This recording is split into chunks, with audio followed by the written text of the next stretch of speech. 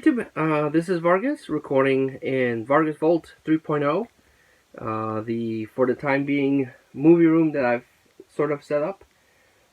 Still have a lot of stuff to organize. I still have a lot of stuff to go through. I just find myself realizing that I own a lot of stuff that I'm getting rid of, but I need to up my game and actually start selling off some more stuff. But it's been crazy because there's a whole bunch of personal stuff that's been going on. So what I wanted to do and what I want to start doing is start recording videos of the stuff that I've accumulated in months. This thing has been months building up to this. I have 1, 2, 3, 4, 5 stacks of movies that I have not been able to record. I've kind of lost track of this because I'm not really 100% sure what I've talked about. I know I haven't talked about some of this, but I'm not sure if I've talked about everything. So I don't want to repeat, hopefully, of what happened with the toy video that I uploaded, because I did lose track of that, and I was talking about toys that I had already talked about before. So hopefully you won't see a lot of repeats here. But I want to get started. If you've been following my channel, or you know me personally, or follow me in social media, you know that I am trying to complete my Disney animated cartoon collection.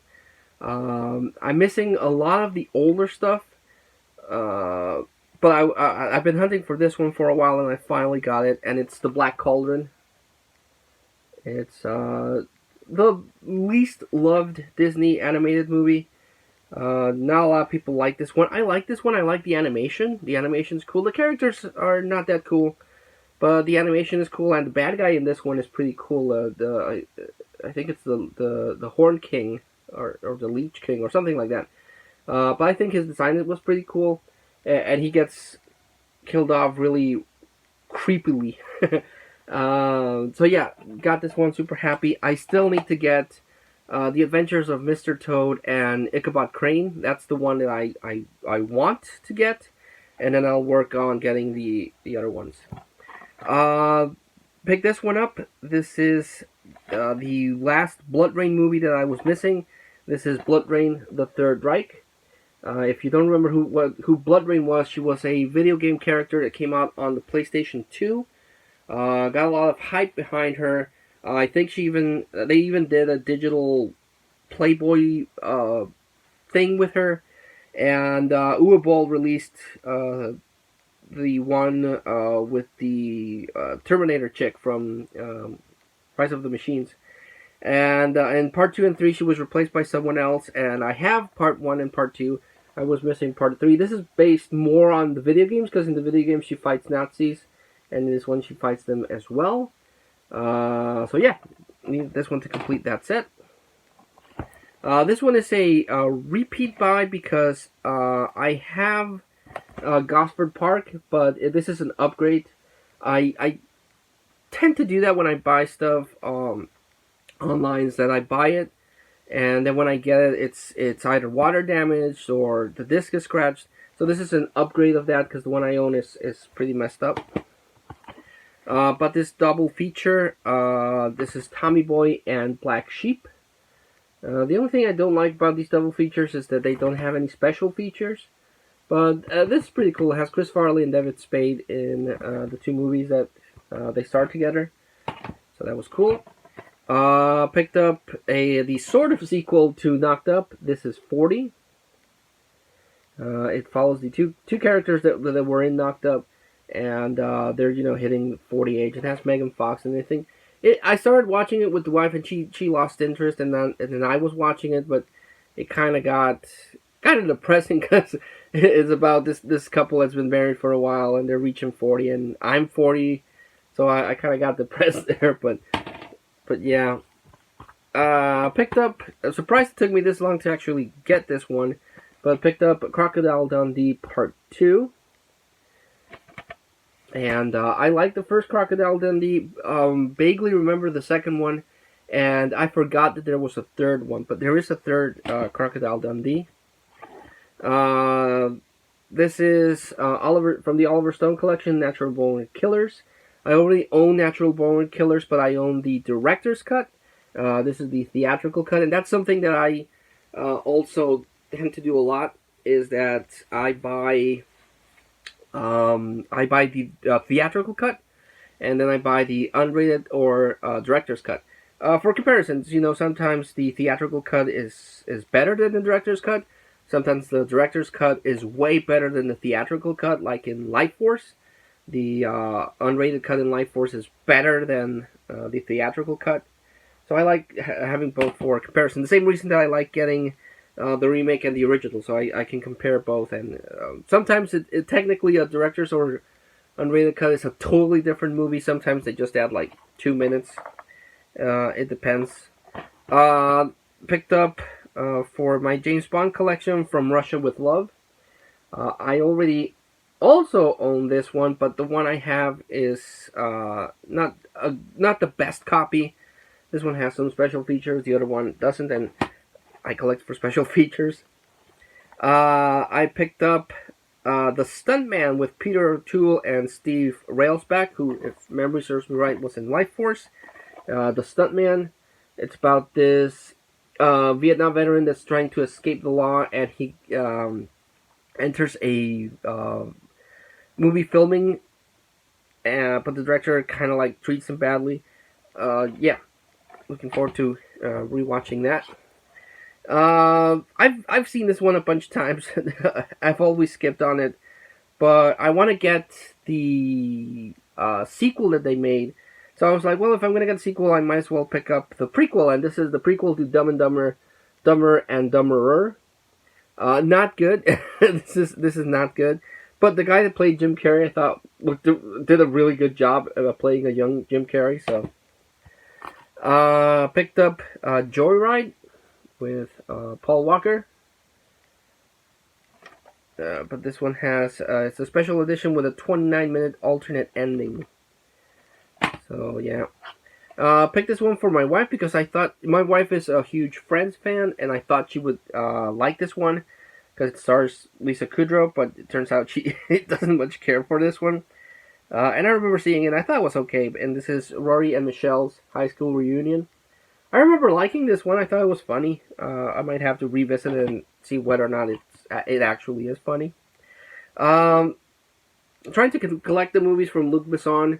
Luc Besson is hit or miss. Sometimes he can pump out something as cool as The Fifth Element. Other times he can pump out something like Valerian and the City of a Thousand Planets, something like that.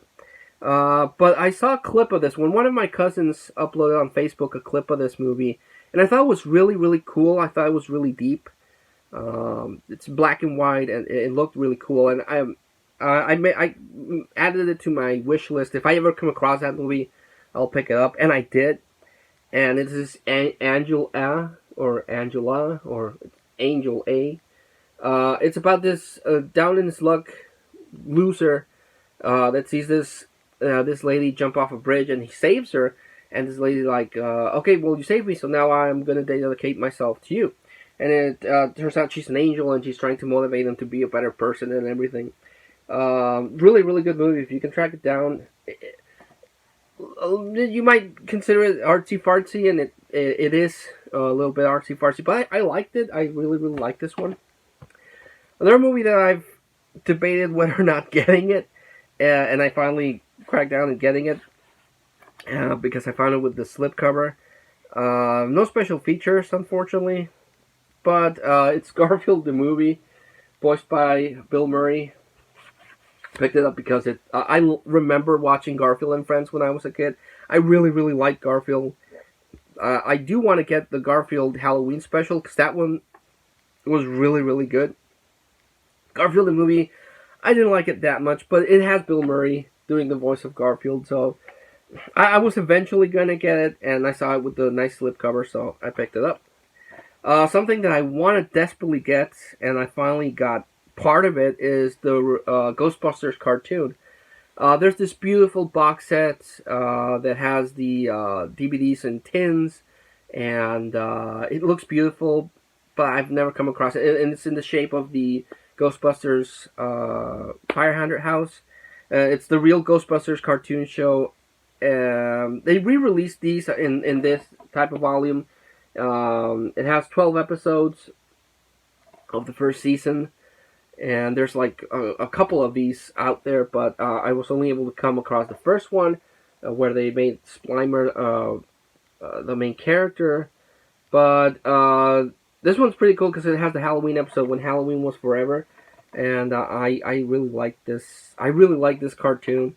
There's one episode in the Ghostbusters cartoon that freaked me out when I was a kid, and it's not the one that most people mention. It's when they're finding this ghost and then they get covered with slime, and then the next day they wake up and they're covered like from shoulders to feet with this slime thing. And I was like, oh, that's so disturbing. And then it would start moving up, and then when the thing was that they had to get it off before it suffocated them, that freaked me out when I was a kid. I don't know why that episode freaked me out when I was a kid, but yeah, I want to get more of the real Ghostbusters cartoon. For my wife, because she's a big fan of this series, I picked up for her Downtown Abbey Season 5. Still need to get for her Season 6.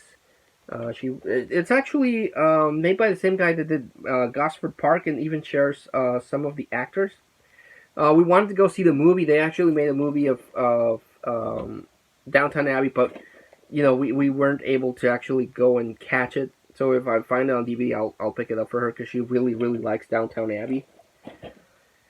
Picked up a couple of Turtles. Picked up from the original series, the complete Season 8. I love the Ninja Turtles. It's one of my favorite franchises, one of my favorite cartoons. But I will freely admit that as the seasons went on, the quality kind of took a nosedive. But this is Season 8. Then I picked up from the 2000 series, the first 13 episodes of Flash Forward. This is when the Turtles went into the future. I thought that was pretty cool, and this lasted 2 seasons, I think. And then I picked up from the 2012 series, Teenage Mutant Ninja Turtles Return to New York. Doesn't have that many episodes, but this one has Bebop and Rocksteady. So I thought that was pretty cool. And for my Jackie Chan collection, this is a newer one that he did. The thing about Jackie Chan is that he's always pumping out movies. It's really hard to collect for him because every time I find another... Him and Nicolas Cage are kind of annoying because I always come across a movie that I didn't even know he was in. This one I did because I did see the trailers and everything, and it's The Foreigner, starring Jackie Chan and Pierce Brosnan as the villain. Yeah, just love me some Jackie Chan. I respect the hell out of him that he's still, so he's older now and his body's gone through so much pain. But he's still pumping out movies. So props to Jackie Chan. He's the man. Well, I'm gonna end this with this part of the movies. I still have. I'll record one more, and then and one thing else. But I want to cut it because I don't want to make them too long. I'd like to recommend the standouts of the collection, and I'm gonna go with the real Ghostbusters. This is a fun cartoon, and it was scary, but not traumatizing scary. Except that episode when, the sludge was all over them, just freaked me the hell out for some reason. And gonna recommend Angela. So those are my 2 recommendations for this video. Heads up, you're gonna see a couple of pickup videos because I want to get everything out of the way so I can actually go ahead and start organizing it. But until I see you all again, this was Vargas recording in Vargas Vol.343. Thanking you all, and see you soon. Bye.